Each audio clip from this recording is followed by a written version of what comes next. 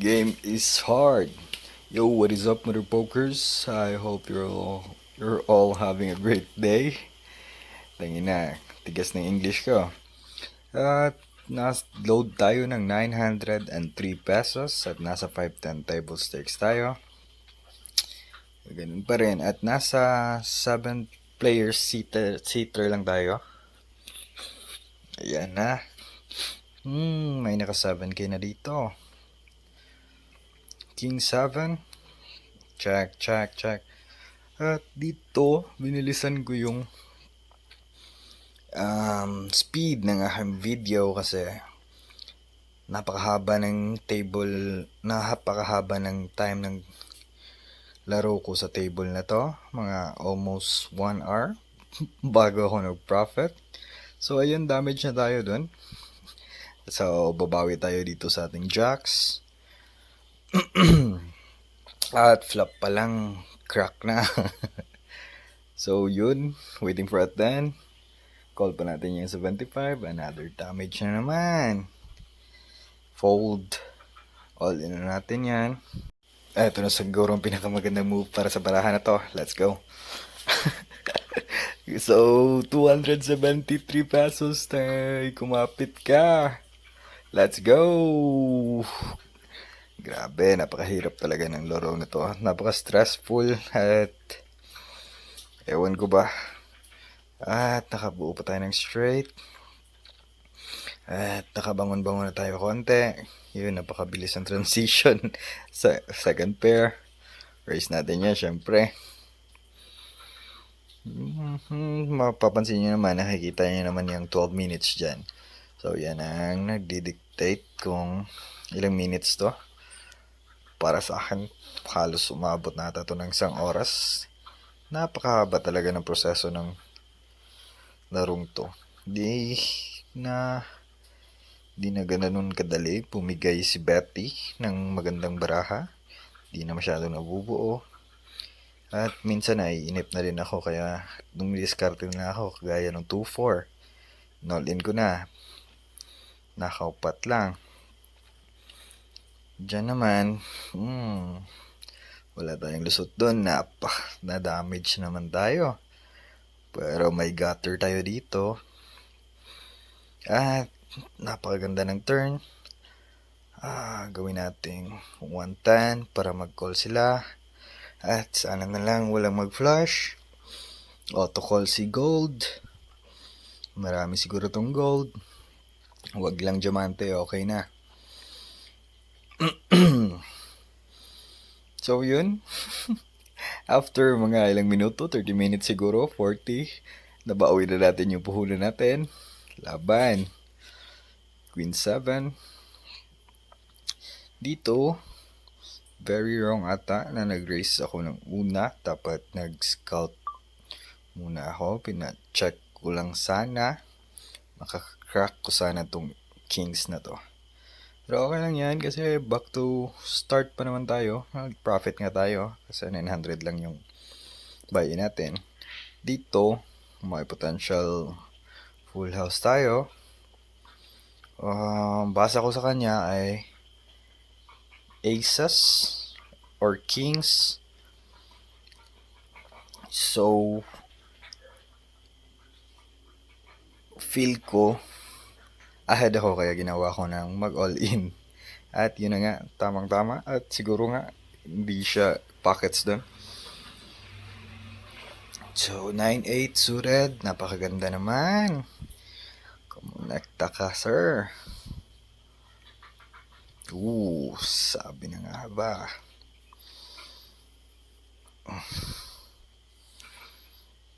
At nire-raise natin yan. Pang bugaw. Kung may 5 nga ba siya. Check raise. At nabahinto ako dyan kasi mahapdi-hapdi na din kung i-raise ko yun ng half pot. At dyan ko na sa river. Binura ka net kasi nabuo ng flush. Yugi! At raos tayo doon. Naka 1k tayo. After 1 hour. Game is hard, game is hard. So, lipat na naman tayo ng table. 1K puhunan. Na-clean na natin na 1K yung buy-in dito. So, dito mga pokers. Actually, tatlong set ng table to. Almost 6 hours ako naglaro. Hang 6 hours ng araw na to. Kasi napaka-umay talaga ng araw na to. Di masyadong bumibigay pero nilaban pa rin yan ng mother pokers nyo. Plus 1K tayo doon at may gutter tayo dito. At dumagdag yung draw kaso nga hindi ako makapag-raise. Ayaw akong mag-raise kasi nag-pair na kasi yung board. At dyan may decent hand na tayo, ace king. So raise na natin yan.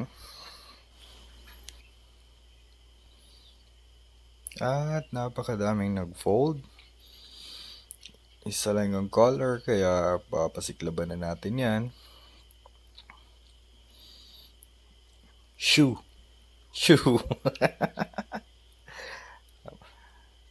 Happy to take the pot. Queen 10 suited. Napakagandang baraha par.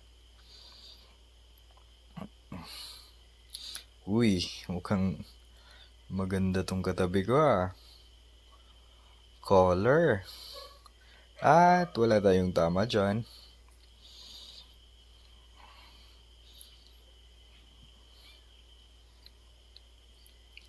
King, Queen, offsuit. Fold. Walang nangyari. Dito naman, second pair.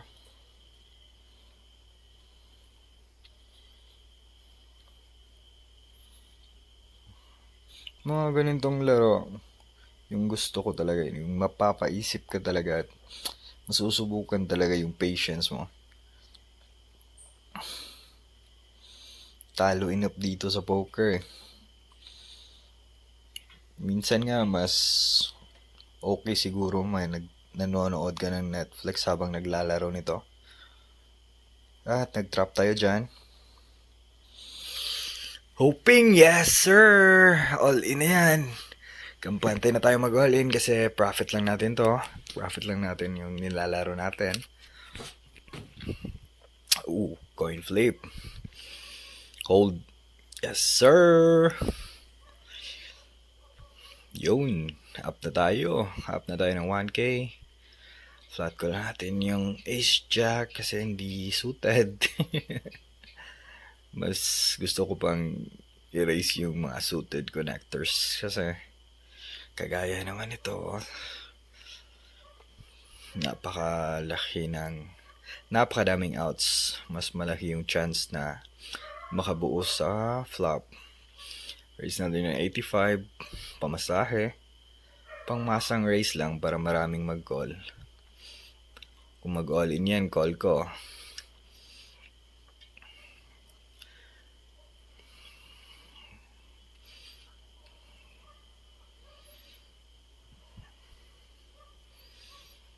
Uy! Eto na. Check lang natin para hindi masyadong halata. At dito naman, pinagmukha kong bluff. Kumbaga, check raise. At nag-check tayo sa turn para magmukhang bluff lang talaga. At napakahirap kasing kuhanan ng value tong mga ganitong hands.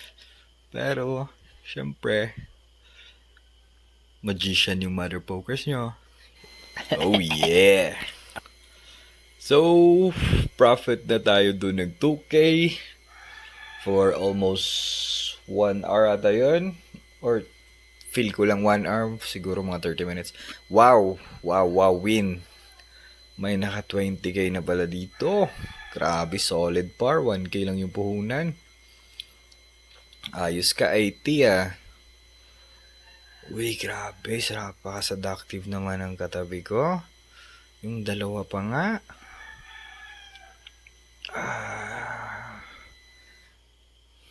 Nice. Ayos tong mga ganito. Napaka-challenging. Nasa underdog. Ay. 200 din yung na-donate ko doon. Yung puhunan ko, 1,150 lang. So, we got Jax. PLO nga pala to, Mother Pokers. Ngayon ko lang na larong ulit dito kasi na-tripan ko lang kasi parang pangit yung bigayan sa normal hands. Nasa 10-20 table stakes pala ako dito. At dahil sa na-distract na ako sa mga chips ng katabi ko, 640 na lang wala yung natira sa chips ko. At walang race, libreng silip. Napakasarap kasi higupin. Paano 1K lang yung puhunan natin. Pero laban pa rin mother pokers nyo. Diyan may gotcha tayo sa flush.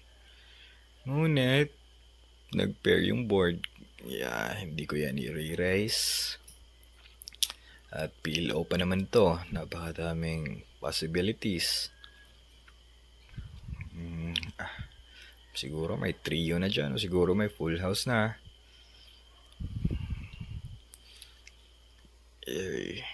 Almost half nasabay natin yung natira. At napaka-umay din yung baraha dito.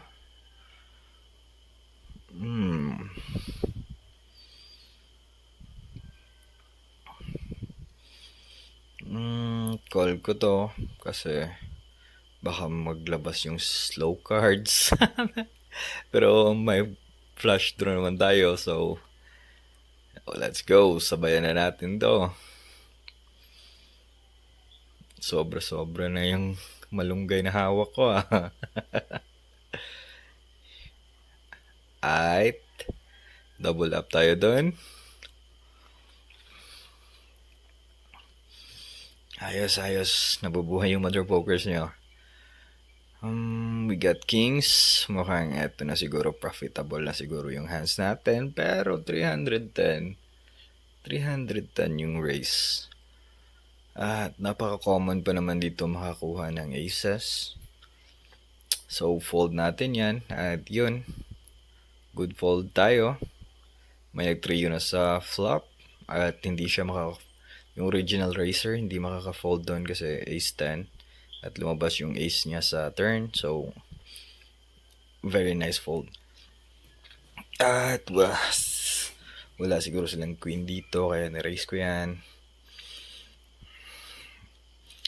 Happy to take the pot. Another kings na naman. Mukhang eto na talaga to. At pag walang ace sa flop, matic all in na natin to.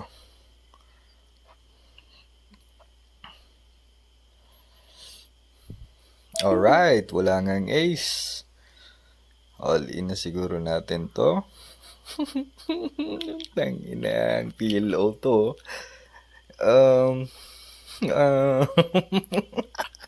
Namamanhid yung daliri ng mother pokers yun. Napaka-connected kasi ng board.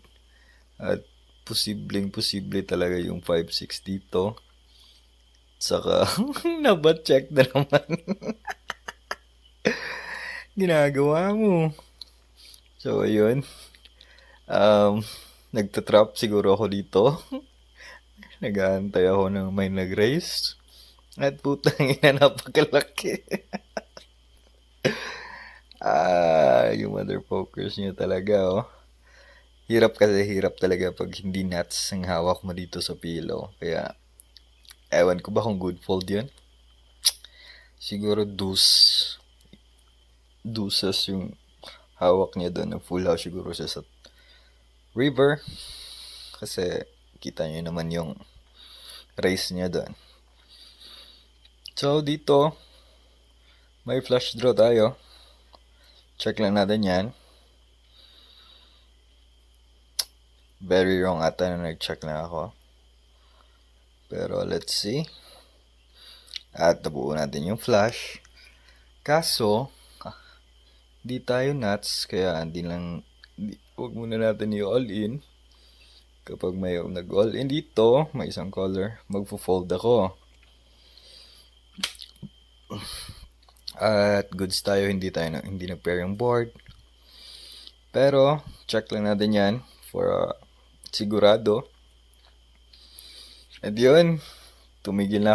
At dito naman, shoutout sa isang player na nakalaro ko, Boss Sam. Napaka-solid maglaro, buo talaga yung loob. Yes sir. Up tayo ng 4K pesos for today. Thanks for the love, motherfuckers.